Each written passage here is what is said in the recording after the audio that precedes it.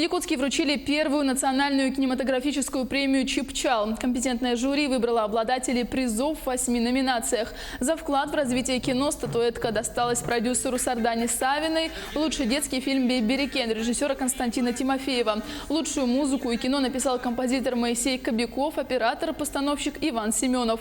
Лучший коммерческий фильм «Агент Мамба». Приз за лучший дебют достался Петру Хики, режиссеру фильма «Кулук Хамус». Лучший режиссер Дмитрий Давыдов за работу над картиной «Нет Бога, кроме меня». Ну а лучшим фильмом года признали картину Любови Борисовой «Надо мною солнце не садится». И за последние годы якутское кино достигло больших успехов, вплоть до международных. Поэтому мы подумали, что надо иметь свой национальный кинематографический приз. Тем более, если посмотреть казахов, кыргызов, у них есть свои национальные «Оскары». Название номинаций ежегодно будет меняться и более будет гибкой.